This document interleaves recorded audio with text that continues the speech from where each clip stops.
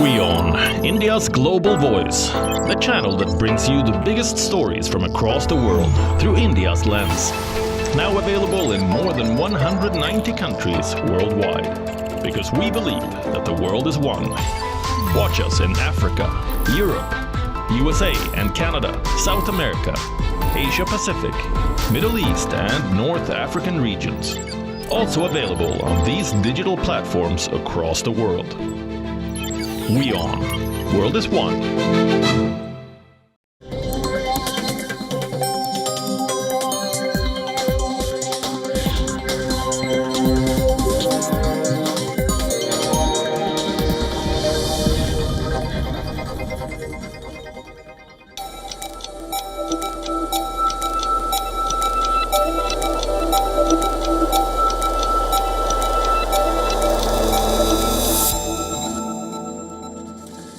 Hello, you're watching Gravitas and I'm Shreya Upadhyay. Let's begin.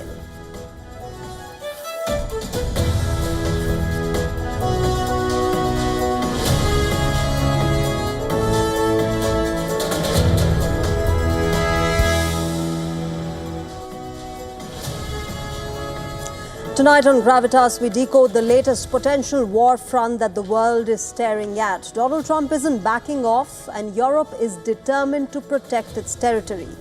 With Greenland in the eye of the storm, the question is, who will blink first? We also get you the latest from the World Economic Forum. The WION team is getting you all about Trump's anticipated visit, the India Pavilion, and the geoeconomics that is playing out at Davos this year. And after years of silence, Beckham has finally spoken about his long-standing feud with parents Victoria and David Beckham. He's accused the Beckhams of trying endlessly to ruin his relationship with his wife. More on this coming up ahead.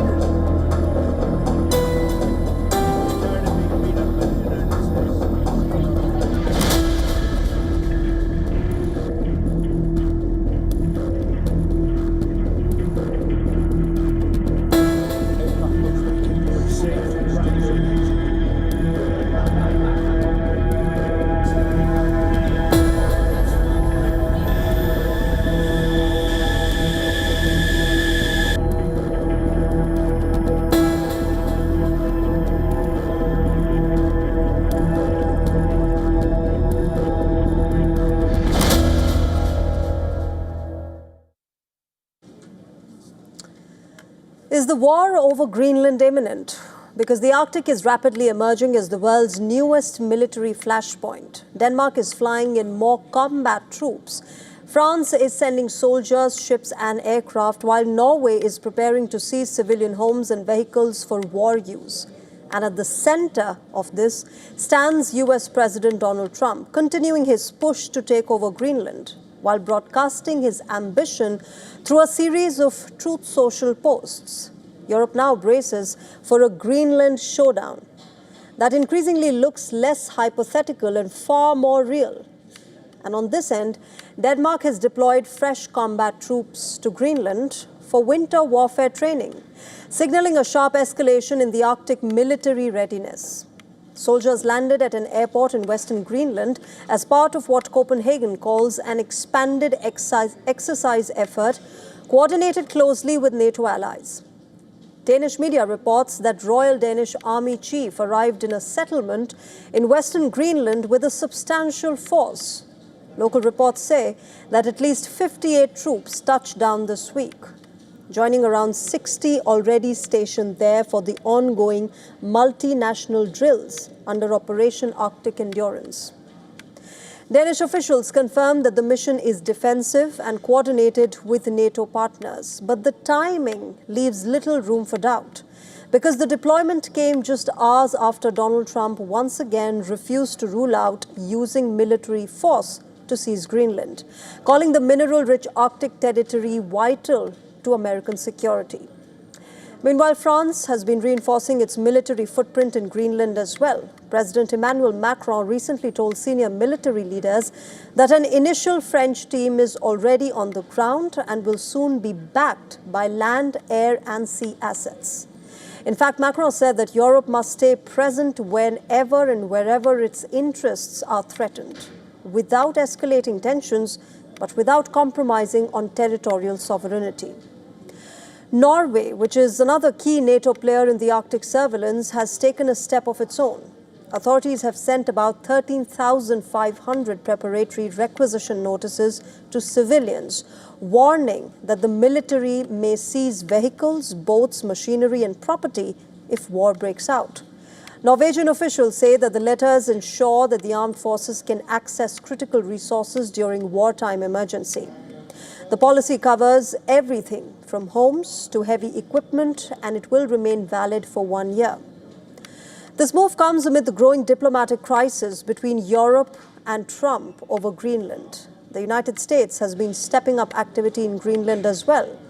According to the North American Aerospace Defense Command, which is also known as NORAD, an aircraft will soon arrive at Greenland's Spitufik Space Base to support long-planned regional defense operations. Officials say that Denmark coordinated this deployment and Greenland's government received advance notice of this.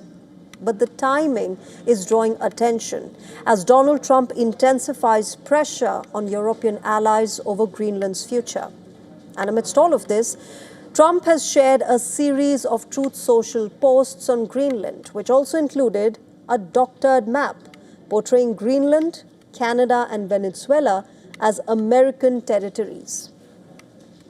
In the image, NATO leaders Emmanuel Macron, Giorgia Meloni, Keir Starmer and Ursula von der Leyen can be seen sitting in the Oval Office with this altered map behind them. Trump once again reiterated that Denmark cannot protect Greenland. Well, I don't think they're going to push back too much. Look, we have to have it. They have to have this done. They can't protect it. And just a short while ago, during a speech at the World Economic Forum in Davos, Emmanuel Macron denounced American competition, which he said aims to weaken and subordinate Europe. Look at the situation where we are. I mean, a shift towards autocracy against democracy, more violence. It's as well a shift towards a world without rules,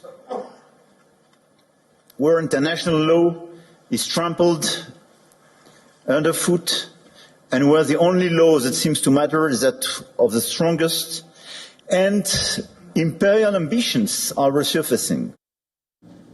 As per reports, Trump's Davos address is expected to shape Europe's response to both his tariff threats as well as his Arctic ambitions. European leaders are reportedly scrambling to defuse the crisis and stop Donald Trump from following through on trade measures against countries opposing any sale of Greenland. Now, as things move in multi-directions, it is clear that what appeared hypothetical is now morphing into a multinational military standoff over the future of Greenland. The Arctic is appearing more and more as the front line of a new geopolitical confrontation.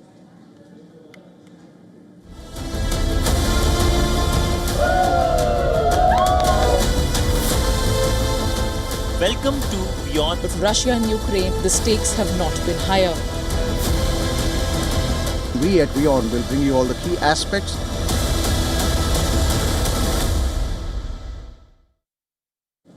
And well, getting you all that has been happening at Davos, apart from the snow and the sub-zero temperatures, Greenland has little in common with the Swiss Alps. But today, the future of that Arctic island is hanging over Davos and the future global order.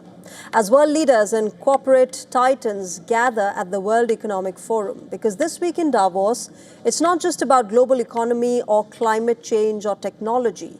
It is about US President Donald Trump's plans for Greenland.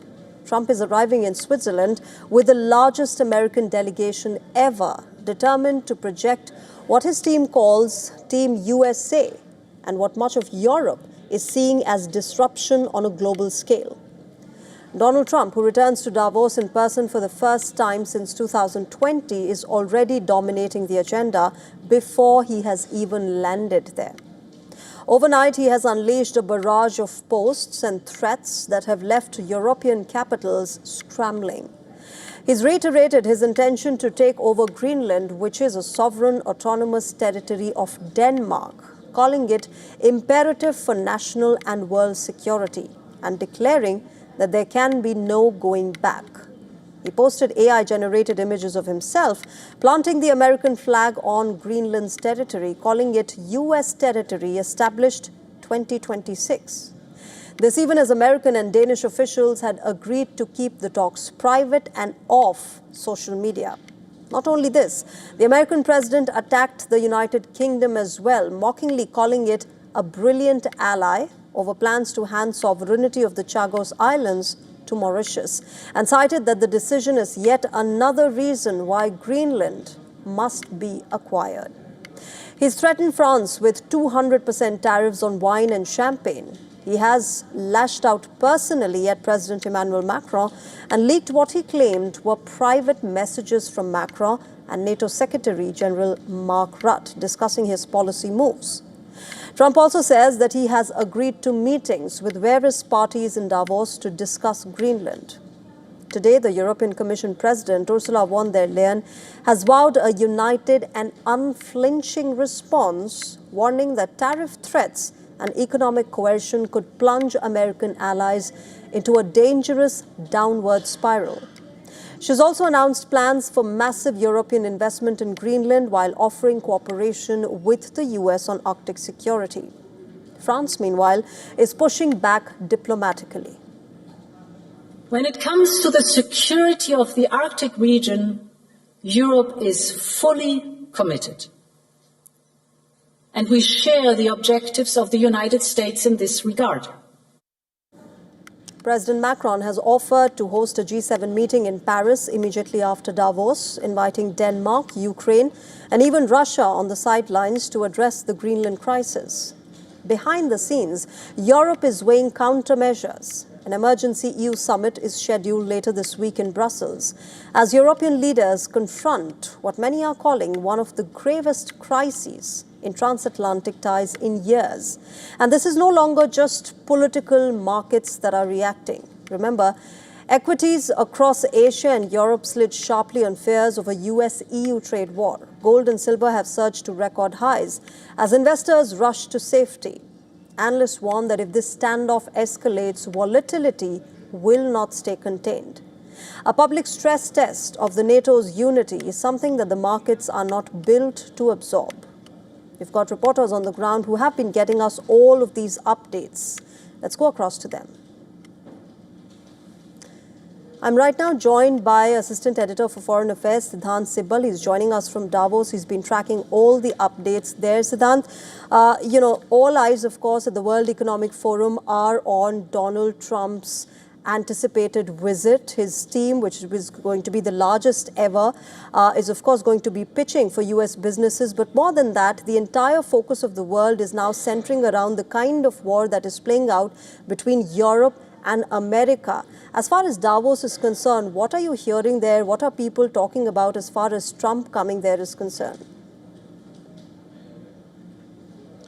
Well, it's all about Trump, and this is the main road where I am standing. And tomorrow, perhaps it will be even difficult to stand here as US President will be here. But earlier today, we heard the European leaders, EU's Ursula von der Leyen, and other leaders, including the Chinese representative, all pitching for a rules-based international order, fair trade, free trade, and worried about Donald Trump, what he has in store during his address. He has given a lot of hints, the red lines he has drawn on the sand, perhaps, when it comes to Greenland, tariffs.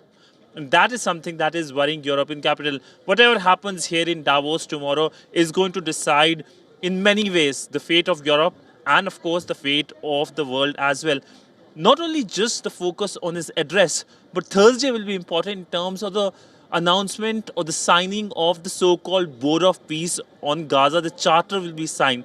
Now, who will be attending that meeting is the big question. There are controversies over the need of the Board of Peace. Is it sidelining the UN's main mandate? And this is something concerning for leaders like the French President Emmanuel Macron. So several things on the display, on the play here in Davos. But on the ground, there is concern over what Donald Trump is going to say and do here tomorrow when he addresses the gathering. Absolutely, Siddhant. What he says will also shape how European leaders respond to America and its threats. But at the moment, we've got a series of leaders, whether it's the EU Commission Chief, Ursula von der Leyen, or the French President Emmanuel Macron. Earlier yesterday, we saw British Prime Minister Keir Starmer. They're all standing in unity against Trump's threat. And there is a lot of talk about whether there's going to be trade war or military action. What are you hearing there at Davos? What are people thinking of? Will there be a potential military war, or it's going to be just a deep trade war between America and its European allies, which has never been seen before? Well, to quote the EU chief, unflinching response is something that European Union is looking at. But one thing is for clear, that in decades, the cross-Atlantic relationship has seen its biggest stress test. And in this stress test, it is clear that Europe is looking to come up with a new independent Europe, something that the EU chief outlined, and they're seeing it as an opportunity as well. So far, the order which was there between US and Europe was built on the outcomes of World War II. But Donald Trump has given a shock, and this is something that is shaking up things. All right, Siddhant, thanks very much for joining us at the moment. We'll keep coming back to you for the latest. All right, coming up on Gravitas, we tell you how the Iranian state television was hacked. All that happened after it on the show in a bit.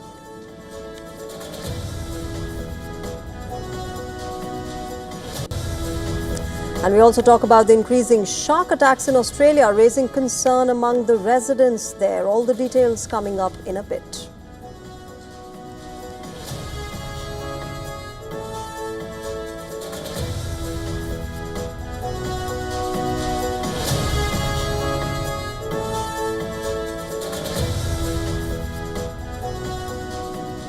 Is Poland drifting closer to Pakistan and away from India? Well, that was the question on everyone's mind today after an unusually blunt and visibly tense exchange between India's Foreign Affairs Minister, Dr. S. Jaishankar, and the visiting Polish Deputy Prime Minister and Foreign Minister, Radoslaw Sikorski.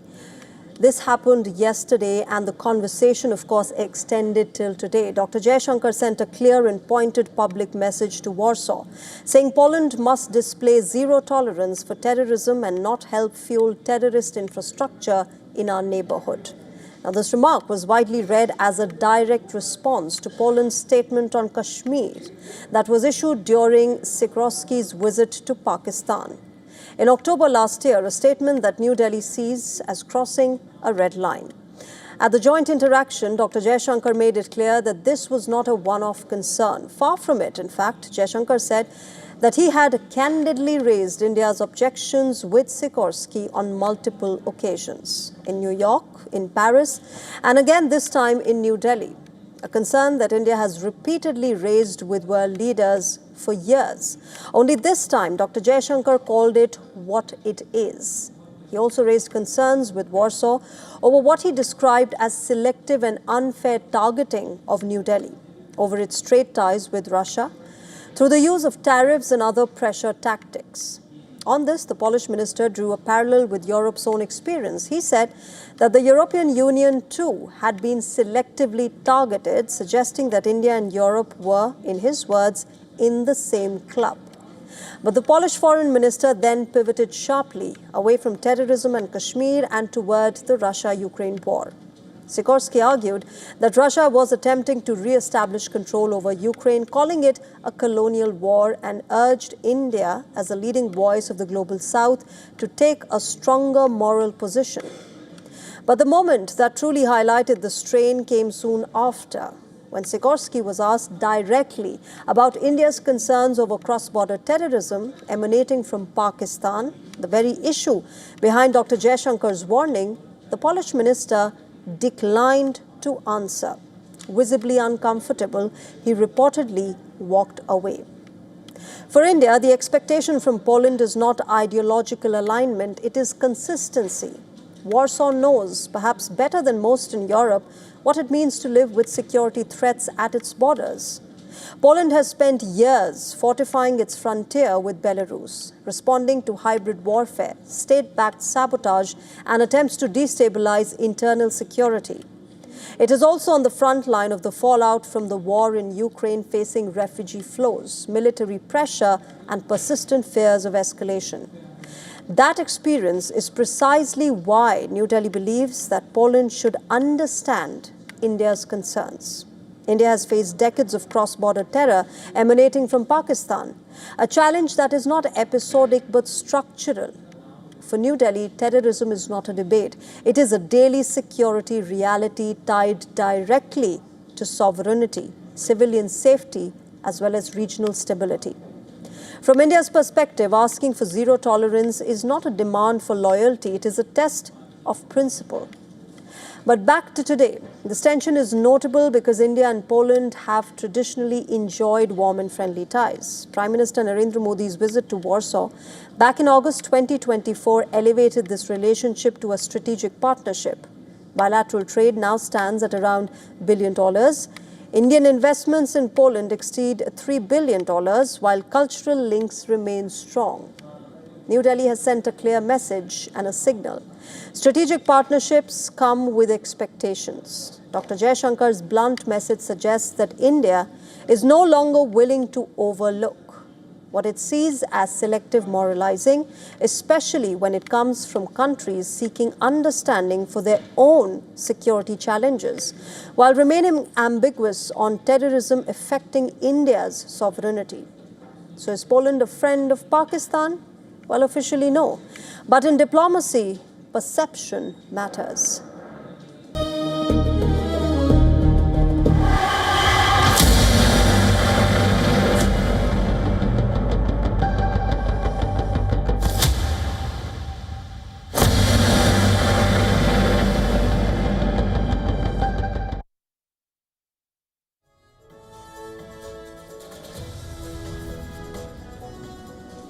Let's talk about Iran. The country's streets have been quiet. A brutal crackdown has left thousands dead. While Iranian officials are confident that the worst is over, the government faced a fresh embarrassment. After its state television was hacked, hackers disrupted satellite transmission of Iran's state broadcaster, Islamic Republic of Iran Broadcasting, that operates numerous TV channels.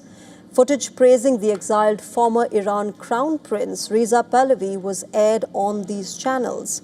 It featured slides in Farsi reading "America is with you" and warned viewers that authorities would do anything to keep people in the dark. Edited video clips of Pahlavi were broadcast in which he urged security forces to join the demonstrations. The hackers, in fact, also put out messages claiming that security forces have retreated from major city centers and pledged loyalty to the protesters. Incidentally, the country's state TV was hacked for a few seconds during the 2022 protests as well. Images appeared on the screen targeting Khamenei and urged the youth to join the demonstrations. Back then, an activist group named Adalat-e-Ali was behind this incident.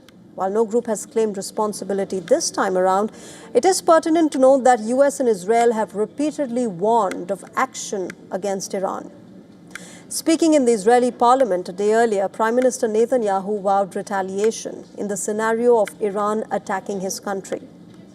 The two countries fought a 12-day war in June last year in which Iran's nuclear sites and key military officials were targeted.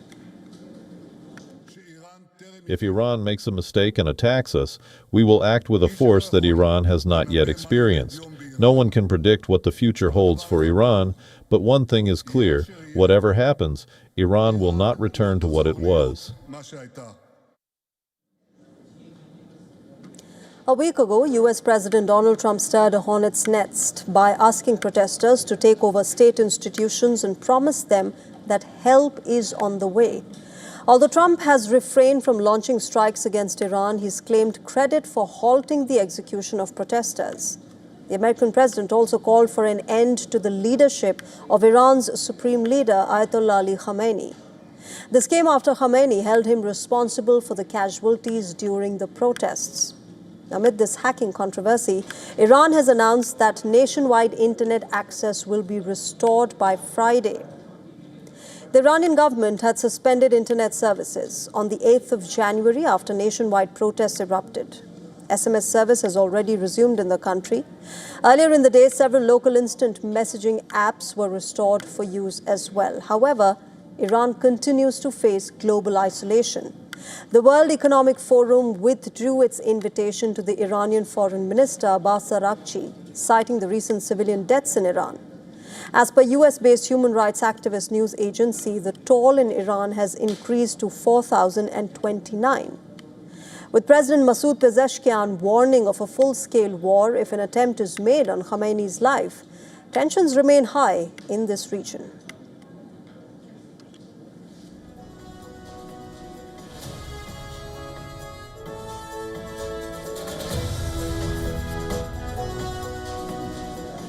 There is anger boiling in the national capital over the death of a techie who did not die in an accident. He died due to negligence. He drowned less than an hour away from the national capital, in a pit that should never have existed, on a road that should have been safe.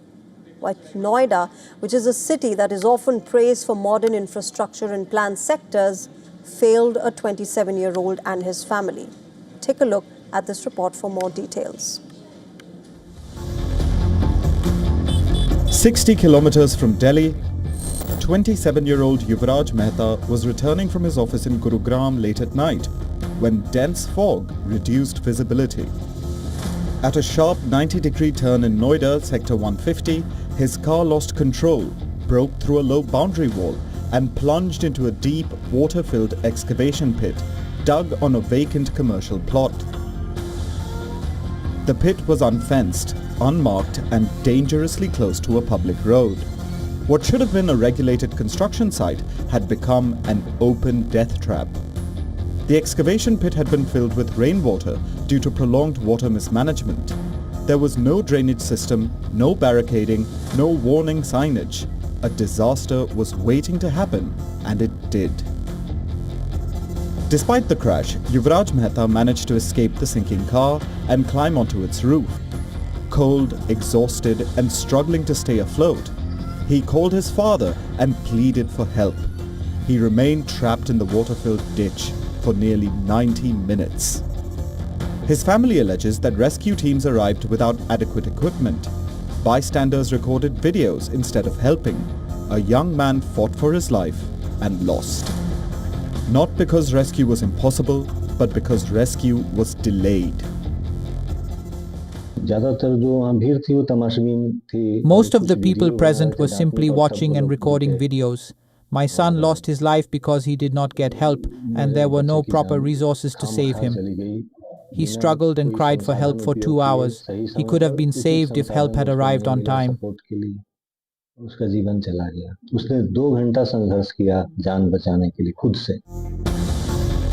Public outrage triggered swift administrative action.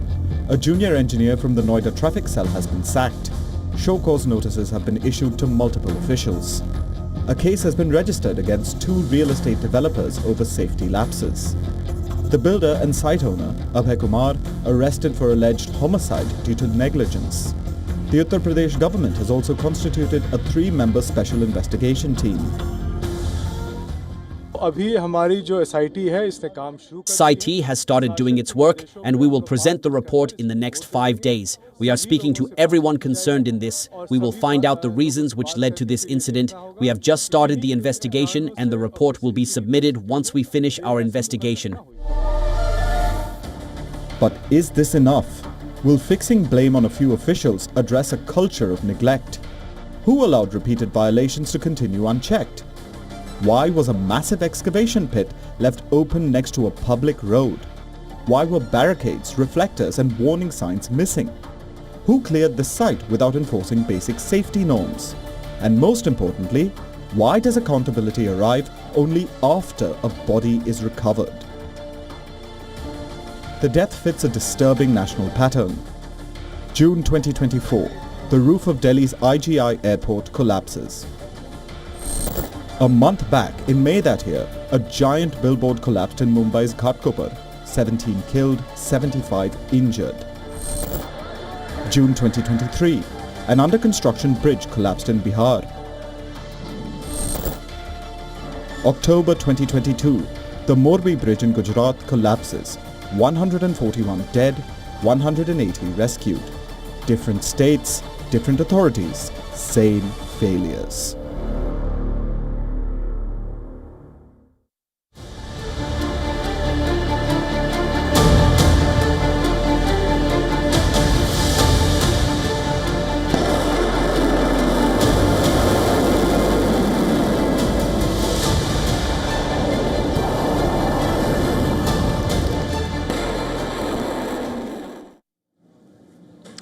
A powerful new weapon has joined South Korea's front line, and it is sending a clear, calculated message across the Korean peninsula. According to local reports, Seoul has now begun operational deployment of the Hanmu-5 ballistic missile, a weapon built for one mission above all others: to hunt and break through North Korea's deepest and most heavily fortified bunkers. The missile's sheer scale explains why it has earned the nickname Monster Missile. It weighs about 36 tons and carries a warhead of up to 8 tons, making it one of the heaviest conventional strike missiles in the world. Engineers designed the Hanmu-5 to punch through layers of reinforced rock and concrete. The missile stretches roughly 16 meters in length and launches from mobile platforms, allowing South Korea to reposition it quickly in a crisis. Depending on how much weight it carries, the Hanmu-5 can strike targets from about 600 kilometers to over 3,000 kilometers away. With a lighter payload, analysts believe that it could even reach intermediate range distances. Though officials still classify it as a short-range ballistic missile, its primary role targets deeply buried command centers and hardened shelters that North Korea's leadership might rely on during wartime. The roots of this weapon trace back to an incident in 2010, when a North Korean torpedo allegedly sank a South Korean warship, killing 46 sailors. Since then, Seoul accelerated its push for powerful conventional strike options. Bound by the Nuclear Non-Proliferation Treaty and unable to build nuclear arms, South Korea instead chose to invest in missiles that could deliver devastating force without crossing the nuclear threshold. Despite its immense power, military experts caution against calling the Hanmu-5 a nuclear equivalent. Its warhead cannot match the sheer destruction of a tactical nuclear weapon. Still, they say that it would be highly effective against many underground facilities, particularly those used to store critical military assets, though bunkers buried 80 to 100 meters deep could survive a direct hit. With this deployment, the Hanmu-5 is no longer a blueprint or a prototype. It is now on duty on the ground, and it is ready.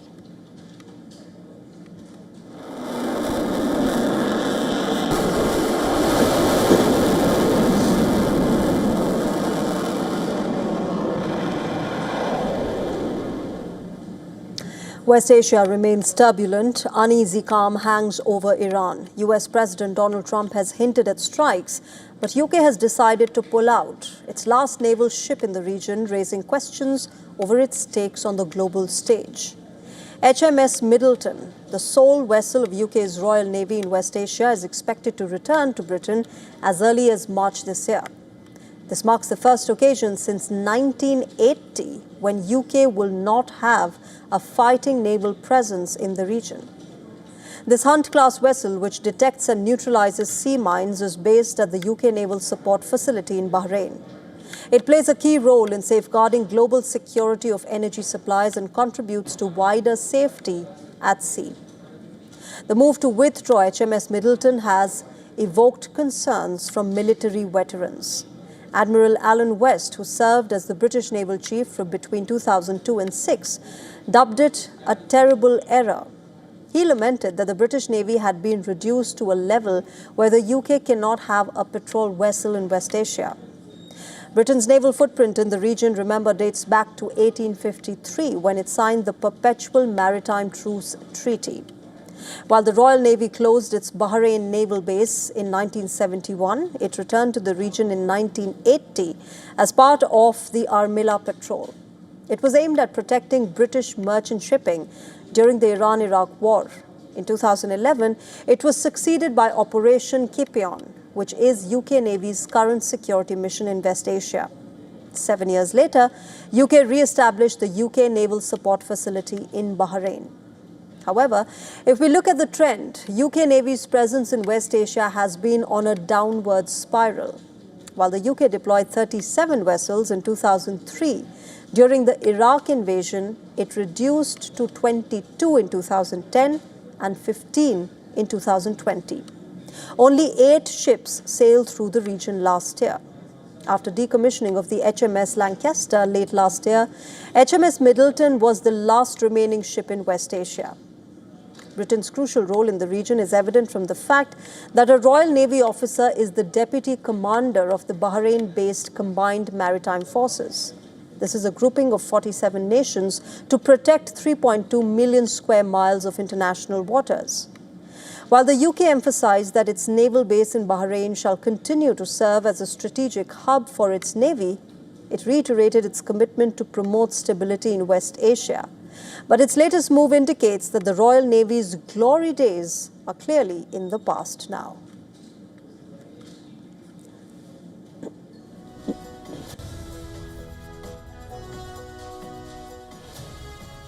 A snow apocalypse has hit Russia's Kamchatka Peninsula near Japan in what is being described as the worst snowfall in over 6 decades, severely disrupting daily lives and turning fatal as well, prompting the Russian authorities to declare an emergency in the region.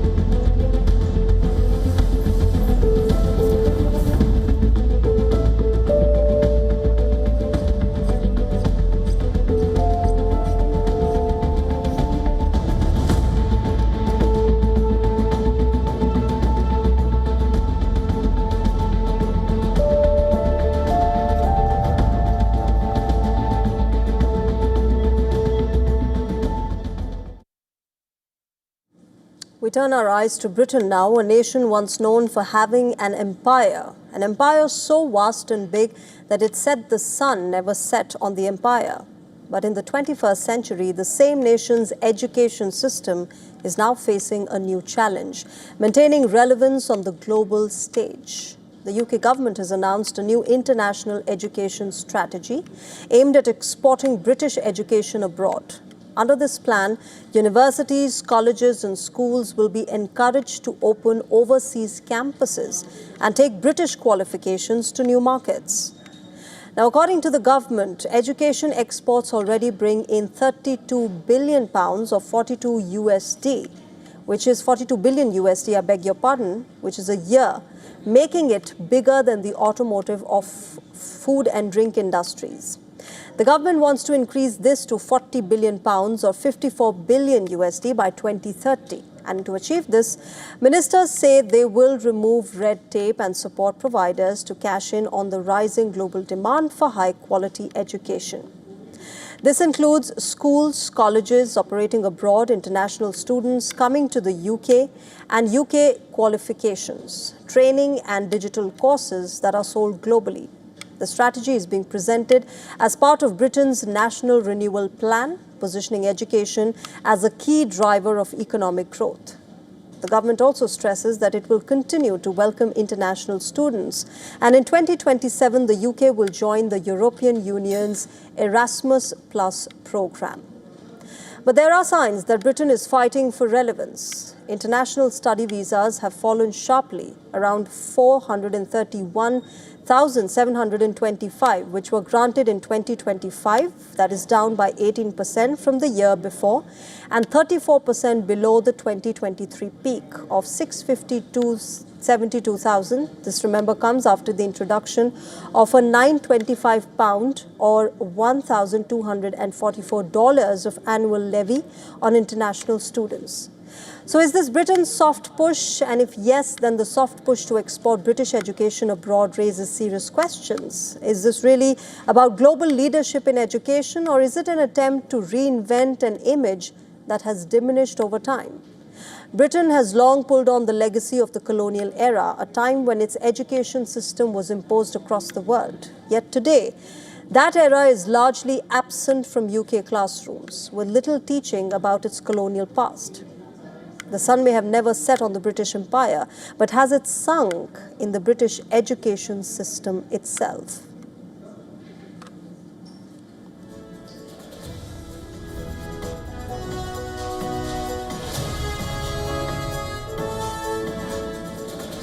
Moving on, in a setback for China's ambitious space program, the country suffered 2 rocket launch failures in a single day over the weekend.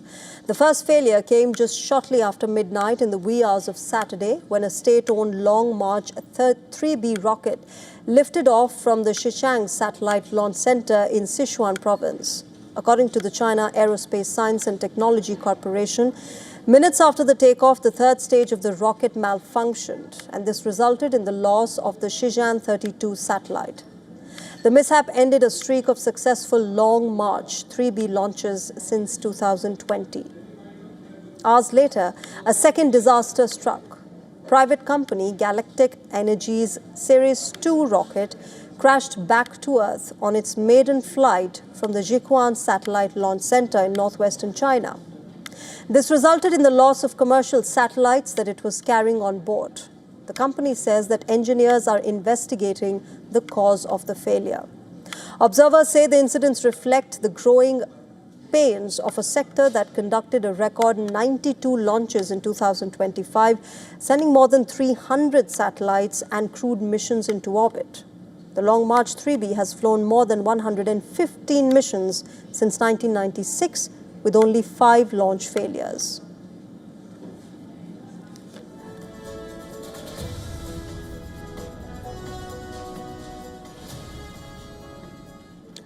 Australia's long summer school holidays usually draws crowds to the beach, but a spate of shark attacks in the country's most populous state, New South Wales, has triggered warnings to stay out of the water.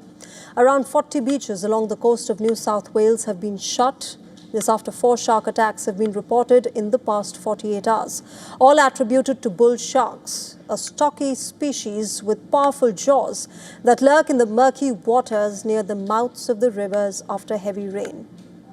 The attack on Tuesday took place near the Point Plomer campground, which is about 450 kilometers north of Sydney. A surfer sustained minor injuries. Similarly, a young surfer had a lucky escape at the DY beach in Sydney on Monday.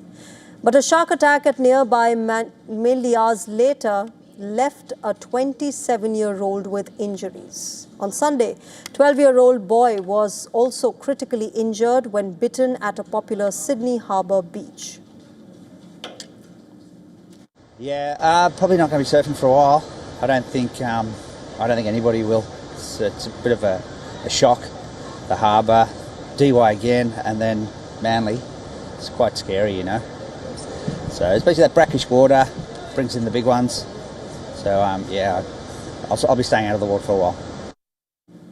Remember, bull sharks typically inhabit warmer waters up the coast. However, they move further down the coastline towards Sydney's most popular beaches during the summer months. Bull sharks have the unique ability to live in both fresh as well as marine water. When heavy rain flushes food from the estuaries into the ocean, they tend to follow it and feed by bite, as the water quality makes it almost impossible to see. These attacks follow days of heavy rains. Experts say that the rains may have created a perfect storm environment for the shark attacks. Rains must have stirred up the waters within the river system, including the runoff of quite a few nutrients from agricultural crops and wastewaters coming down the river system and passing through Sydney Harbour down towards the ocean. So that's one factor. And unfortunately, this pairs up also with making the water murkier. So both of those combines already will bring bait fish closer to these nutrients and larger fish, including larger predators, such as sharks.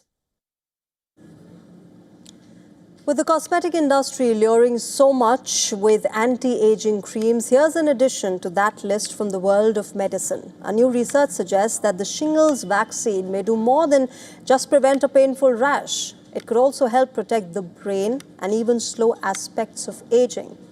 The study found that older adults who received the shingles vaccine showed signs of slower biological aging measured through markers linked to inflammation and immune function.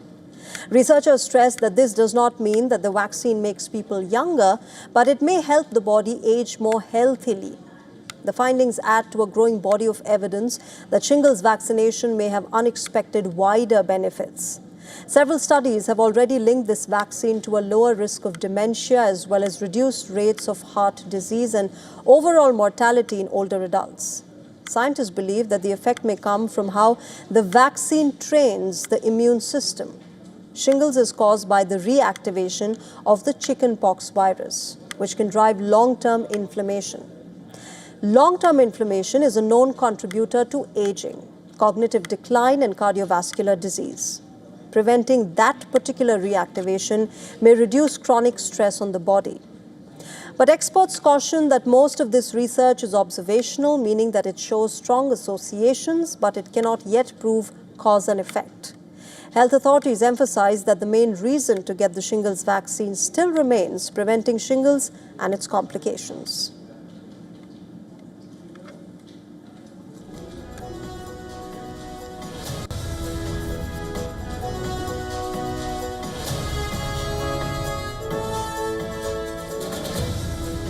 All right, moving on. According to a survey conducted by global recruitment firm Randstad, a majority of workers across the world believe that artificial intelligence will soon change their day-to-day tasks at the workplace as companies increasingly turn to AI tools, chatbots, and automation. The survey shows that younger workers, particularly Gen Z, are the most anxious about how AI could affect their job security and career growth, while baby boomers appear more self-assured and are the least worried about AI's impact or their ability to adapt. According to the survey report, job vacancies requiring AI-related skills have seen a sharp rise, with roles linked to the so-called AI agents recording explosive growth over the past year. The data also suggests that AI and automation are gradually replacing low-complexity and transactional jobs, raising concerns about the future of certain roles. Randstad's study is based on input from 27,000 workers and more than 1,200 employers, along with the analysis of over 3 million job postings across 35 markets worldwide. According to the survey data, almost half of the workers surveyed fear that the emerging technology will benefit companies more than the workforce. The report also reveals a clear gap between employers and employees' outlooks. Nearly 95% of the employers forecast business growth this year, while only around half of the workers share the same optimism. Randstad CEO Sander Van said that while employees are generally enthusiastic about AI, they are also somewhat skeptical, recognizing that companies primarily aim to cut costs and boost efficiency.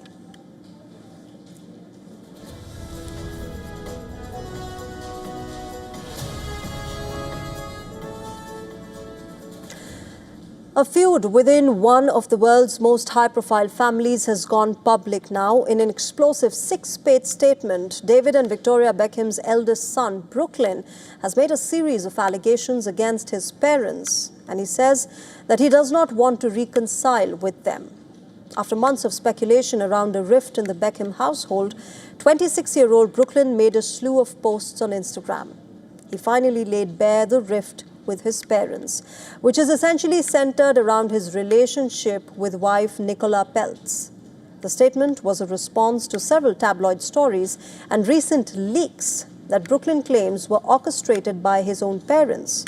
He said, and I quote him, "Unfortunately, my parents and their team have continued to go to the press, leaving me with no choice but to speak for myself and tell the truth about only some of the lies that have been printed. I do not want to reconcile with my family. I'm not being controlled. I'm standing up for myself for the first time in my life. My parents have been trying endlessly to ruin my relationship since before my wedding, and it hasn't stopped." Unquote. Remember, Brooklyn is a former footballer and has tried his hand at photography and culinary arts as well.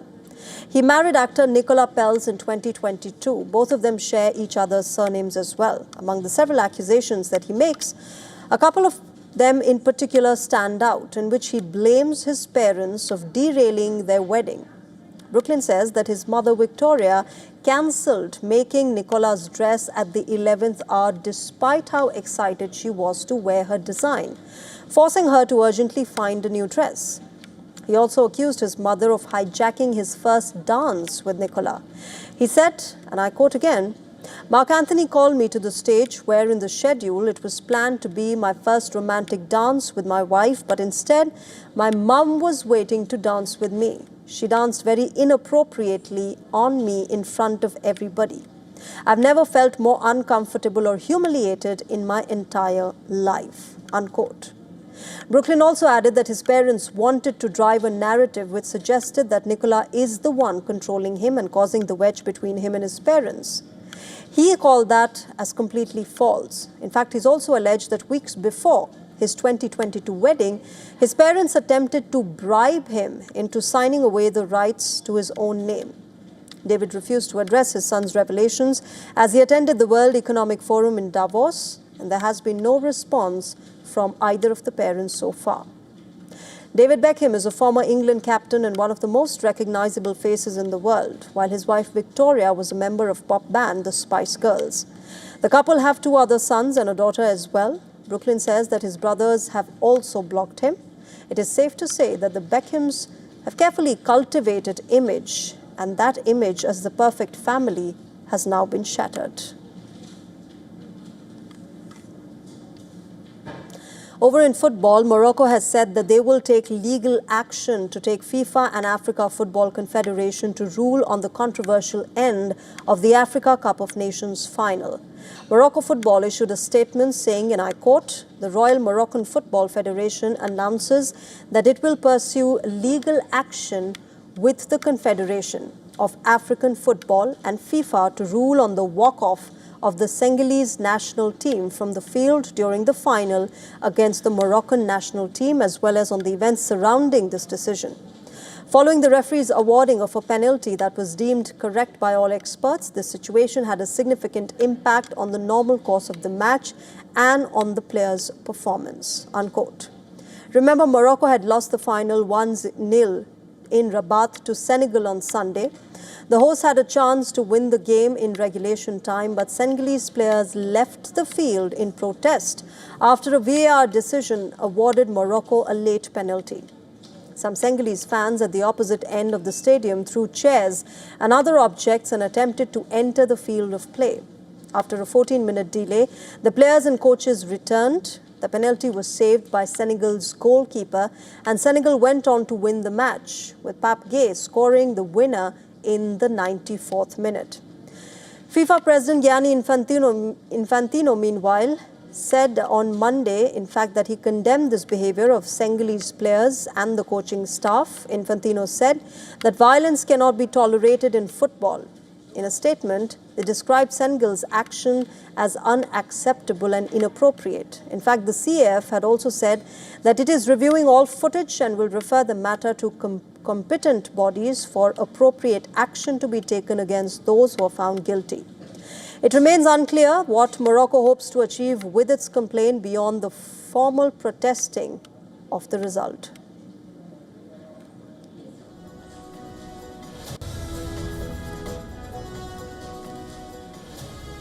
And with that, it's time to wrap this edition of Gravitas. But before we go, let's tell you how it was day 2 of the World Economic Forum in Davos, with global leaders tackling the world's biggest challenges. WION, remember, has been on ground bringing you exclusive coverage. We're also getting you some striking visuals that have emerged from today. Take a look. Thank you very much for joining us tonight. Good night.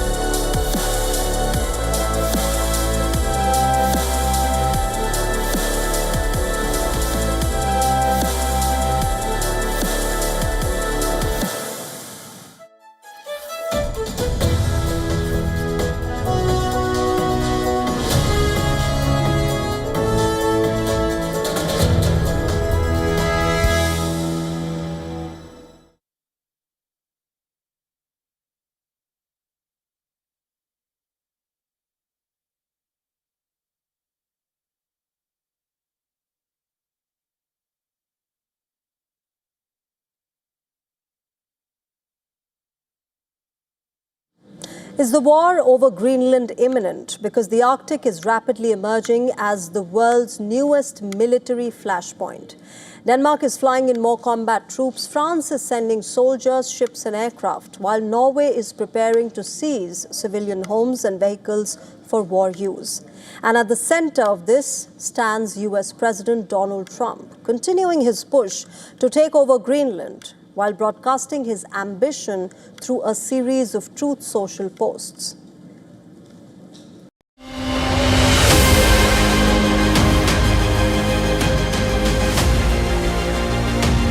This is our brand new edition of South India, a daily dynamic show that will capture the pulse of the southern Indian state.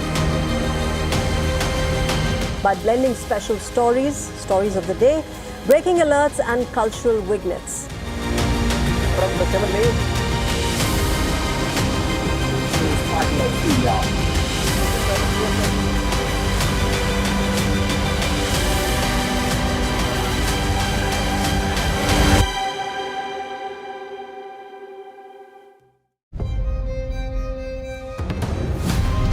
From the Swiss Alps to the world, join the conversation with every idea, every debate, and every leader. Extend Davos beyond the Alps. Watch WION for accurate and insightful coverage of a spirit of dialogue in a fragmenting world.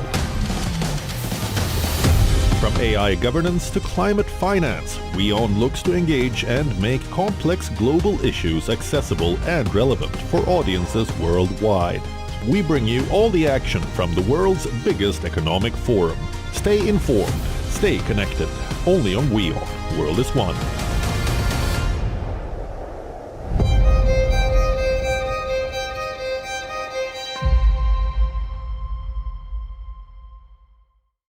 Rashtriya Swayamsevak Sangh. To some, it's an extreme ideology. To others, it's the very soul of India. To some, it's rebellion. To others, it's a principle of nation building. Coming soon to challenge perceptions in RSS centenary year, Kesariya at 100.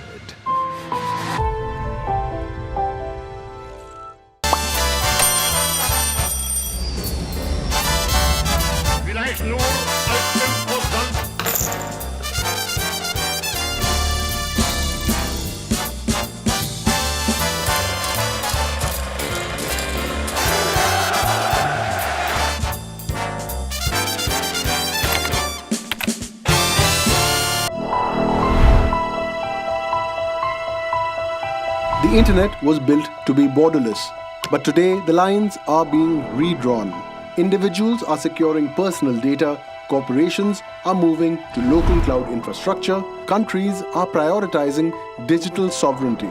In 2026, data and digital infrastructure are the new frontline. But how do we build a safer digital future without embracing digital isolation? At Davos 2026, the conversation has shifted from how we connect to how we stay safe.